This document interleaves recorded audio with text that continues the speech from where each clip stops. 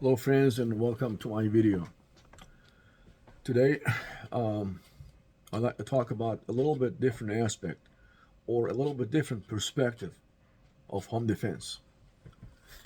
Well, it's needless to say, if you have not been living under the rock, somewhere totally off the grid, mountains, vacation, whatever, you sure have been seeing and following.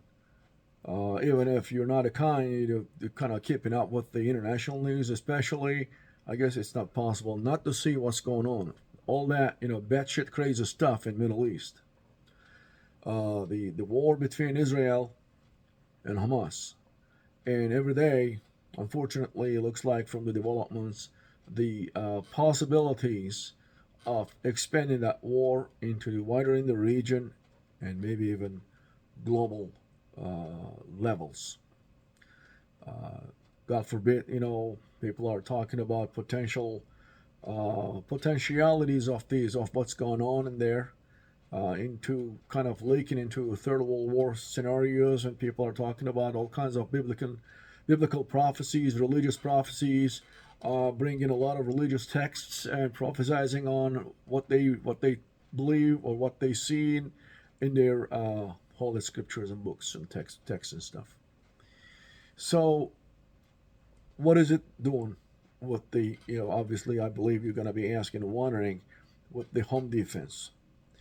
I think we can definitely bring a different level or different angle to home defense in the United States on American soil. And the reason I started with the batshit crazy stuff in the Middle East is because it has, it does have strong connotations in relationships and potential consequences on the American soil.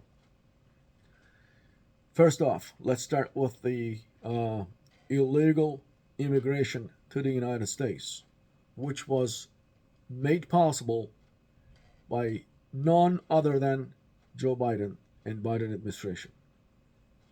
Since Biden took power, it has been calculated and I think successfully estimated that about give and take 7 to 8, anywhere between again 7 to 8 million illegal people illegally came to the United States.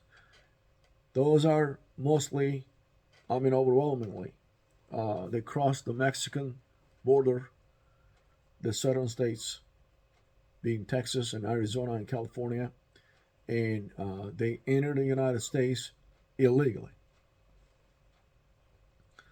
It's a known fact that according to NSA, Homeland Security, that among those 8 million people, there are a lot of terrorists.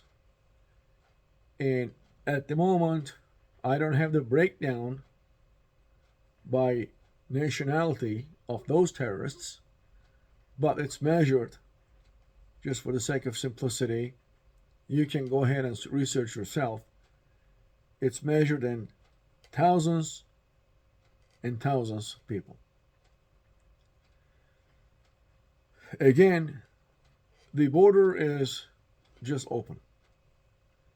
And the number I gave you is not a made up number. You can go ahead and research yourself and confirm my numbers. 7 to 8 million people illegally entered the United States. The Democratic establishment, with their calculations to maintain their voting base to be able to gain edge for the upcoming elections, they've been routinely supporting the illegal immigration. First, they stopped the building the wall, and then they made everything possible to facilitate illegal immigration to this country.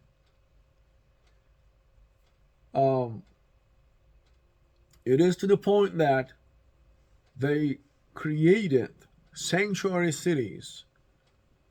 The most well known ones are New York City, Chicago, Denver, Los Angeles, Oregon. These cities basically came to a breaking point as far as handling the number of immigrants. The influx of immigrants in these cities is truly testing their abilities to support for regular services to be provided. And it is done, if they do it, it is done at the expense of the residents and citizens of those cities. Now I want to go ahead and tie this to what I first started saying. I started with the war in the Middle East, right? And I mentioned that 7 to 8 million. Among them there are thousands and thousands of terrorists. They are known. They're known as sleeper cells. They're right now residing in the United States amidst the American public. And now, depending on the developments in the Middle East, as Israel is increasing their pressure to be able to fight the terrorist Hamas terrorist organization, rightfully so, they are more than resolved to completely annihilate those terrorists called Hamas. And unfortunately, in this process, a lot of civilians, women, children, elderly, defenseless people, civilians are being killed. It is difficult to watch civilian people to be slaughtered. There is absolute humanitarian drama. I mean, this is at extremely tragic levels. There is an absolute humanitarian crisis taking place right now in the Gaza Strip, where 2.3 million Palestinian people are living, and they are all cornered and constantly being bombarded. Nevertheless, Israel had a horrible attack that was the largest number of Jewish people that had been killed in one day since Holocaust. So it is in Jewish mind and memory. What this instigated cannot be understood unless one really experienced the horrors of Holocaust and grew up with those stories, like every single one of those Jewish people. After close to 2,500 Hamas terrorists entered Israel and killed, give and take, 1,400 to 1,500 civilians, it was a great shock to the state of Israel. And then they started, this is the 27th day of their war to eliminate Hamas. As they dial up their attacks and more Palestinian civilians get killed, it is creating enormous pressures among the Muslim nations and basically fueling the hatred towards Jews. With that, along with Jews, also internationally in the Middle East, particularly among the Muslim states, it is increasing the hatred towards Americans.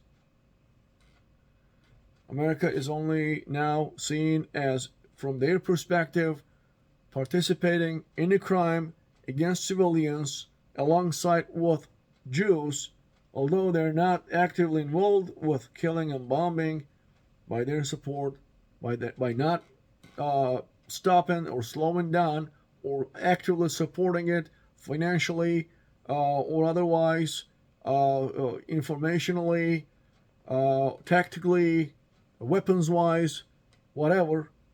They are seen as equal partners taking place in this humanitarian drama. Now, this is the case. This is a reality. Do not think that all this is taking place halfway around the world, in the Middle East, and we're all immune here. We are not immune to violence and terror on this soil now. As only just yesterday or a couple of days ago, I think it's been 2 or 3 days, the FBI, the head of FBI, officially declared or officially explained, stated that potential terror risk is now high on the U.S. soil, right here on the U.S. soil. And if you, I don't know if you had a chance to see on YouTube, I'm saying YouTube because you cannot see the graphic images and actually what happened, the raw videos, uncut, unedited, absolutely raw videos recorded by those either GoPros or smartphones that the Hamas terrorists on October 7th, when they entered into Israel and when they were killing, beheading the babies, burning the children alive, burning the people alive, killing everyone indiscriminately. They were also, with pleasure, recording everything in detail. And I had a chance to see the unspeakable atrocities that were done by Hamas terrorists towards Jewish people in Israel. I'm not saying violence justifies violence, but what is the alternative now that Israelis can do? They have to clean up the Hamas terrorist organization, and unfortunately, civilians get caught in the process. By all means, I'm not accepting killing civilians, but I guess we have to say this is the unfortunate result and consequence of war, and war is absolutely not nice. It's ugly as ugly can get. As the atrocities and hatred keeps going up, you never know what those sleeper cells will do on the U.S. soil. Never forget 9/11, and never even think for a second that this would not happen again. It may not be happening in the same similar fashion. That's not what I'm talking about. But sleeper cells are in the U.S. soil. Today is more important than ever for American people to be aware of this and to start thinking about how they can protect themselves if their houses are stormed by, I believe, most likely several individuals, 3, 4, 5 armed individuals. How you can defend yourself and your family. The number one and highest responsibility to protect yourself, your own life, your own family's life, your wife, your children, your dependents, and your property, your house, is on you. If you're thinking, if something like that occurs, police is there to protect me, you're living in a dreamland. Especially after all these budget cuts in the police departments across the nation. Now, the response times from the police department basically is a whole lot longer than what it used to be. Most likely, the cops will show up at your home to be able to define or write a report or how you got killed or how many people got killed or injured. Not to protect you. Number one, the initial responsibility is squarely placed upon you to protect your own life and your family's life. And again, now more than ever, the overall risks of having these kinds of attacks are increasing by day, because those terrorists are now sleeper cells. And they don't have to be a part of the organization even. They don't have to be members of Hamas or members of Al-Qaeda or members of whatever other, various different types of Islamic terrorist organizations. They can simply, by watching these news and what's going on, seeing what's going on, what's being done to Palestinian people, they can be manipulated, brainwashed. They're already brainwashed anyways. They can be manipulated further, and they can be motivated to start small-scale operations.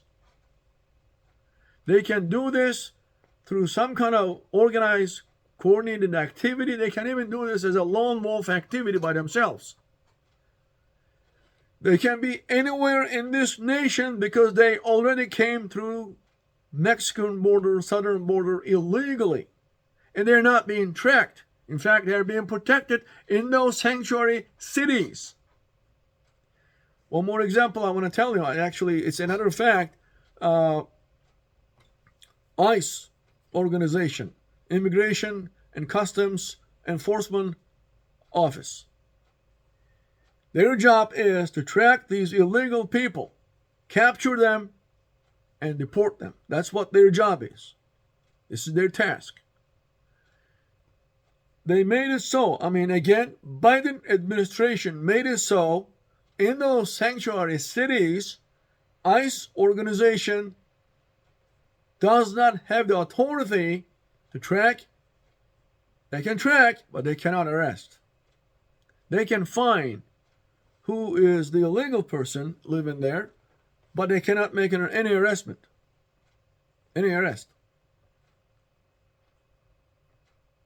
Thanks to the Biden administration, again, all fueled by their concerns about increasing their voter base just so they can have an edge in the next year, 2024 elections, at the expense of exposing the American public to extreme risk and danger.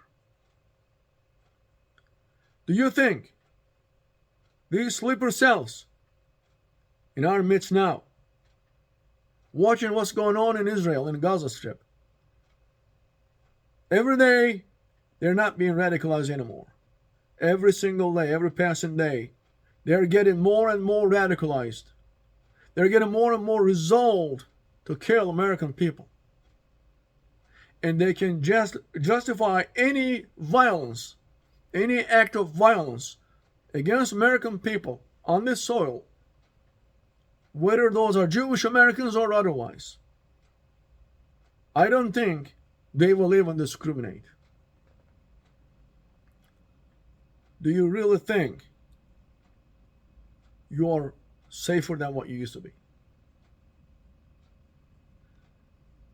I understand that you may dislike or you may hate guns.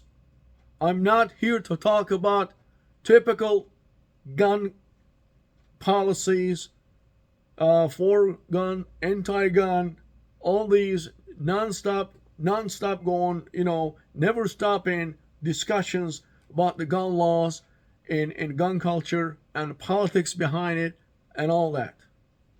I'm only trying to talk some reason to you that if shit hits the fan, it is up to you to protect your own life and your loved ones' lives.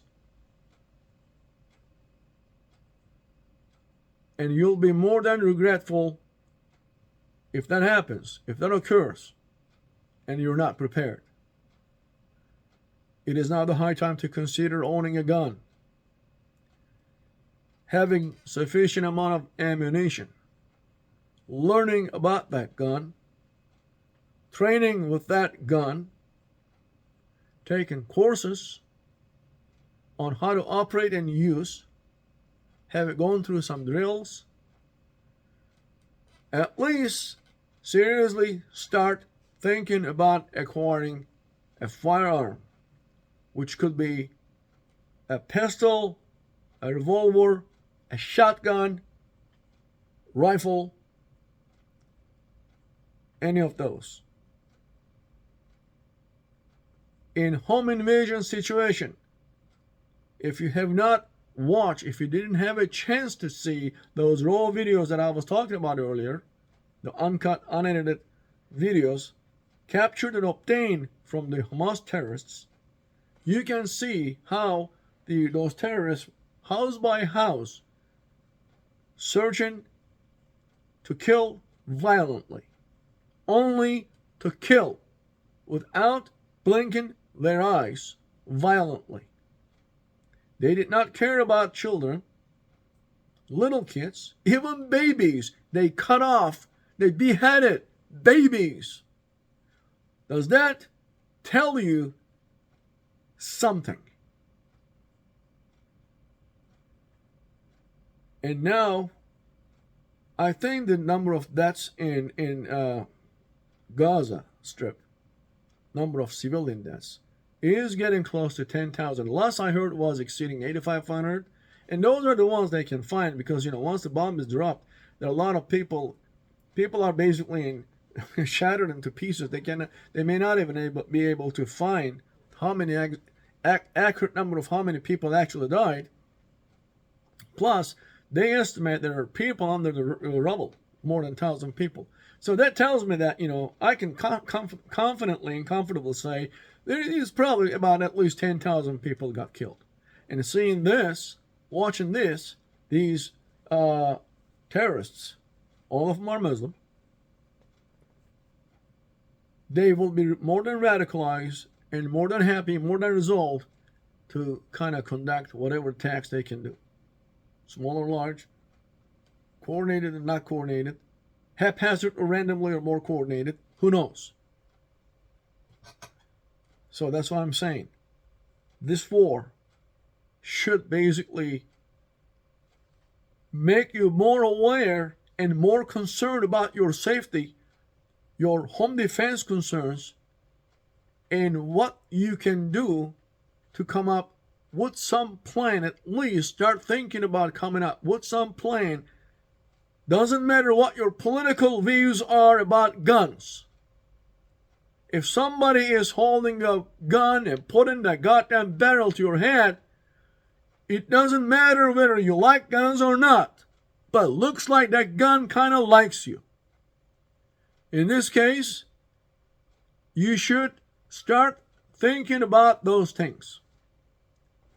About your home defense situation and what you can do to at least minimize or mitigate potential risks. If today 2 or 3 people armed storm into your house, ask yourself what you can do. Please don't even think about I'll be calling 911. You can call 911 only to report what's going to happen in a few seconds. If you're thinking the police can come in 5 to 10 minutes, in those circumstances, police can be 5 minutes away, coming on their way, but the death is only 5 to 10 seconds away. So you are the first person to take matters into your hands. You got to do that. And you're responsible. And initial responsibility is falling on you squarely to protect your own life and your family's life. Or else, you can sit down and discuss with those guys the guns are bad, right? You can have your political discussions against guns. Maybe that makes a difference.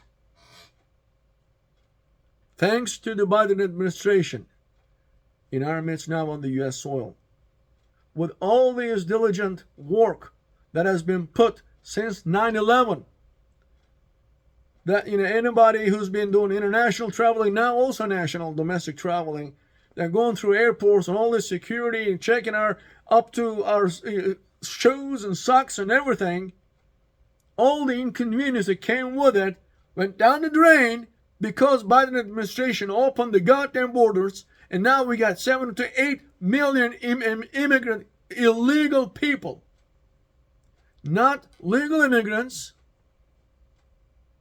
I am a legal immigrant. I've been living in this country 35 years now.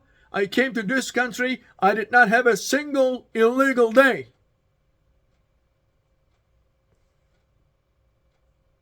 And I'm talking with this reality. I am originally from Turkey. And I'm myself a deist. I don't follow organized religion. But I do know and I'm aware fully. These people, their mindset, nothing can ever change. Nothing.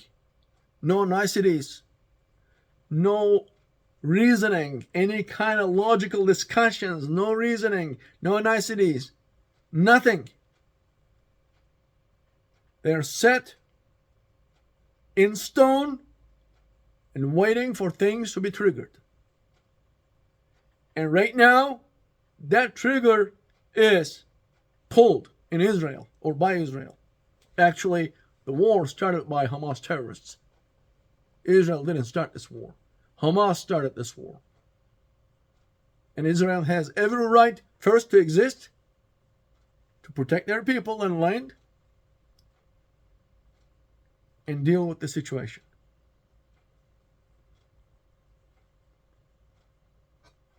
Thank you very much. I just wanted to share my sincere opinions and thoughts, thinking that, especially going through these crazy times, God help us all. Thank you for watching my video. See you at another video, hopefully.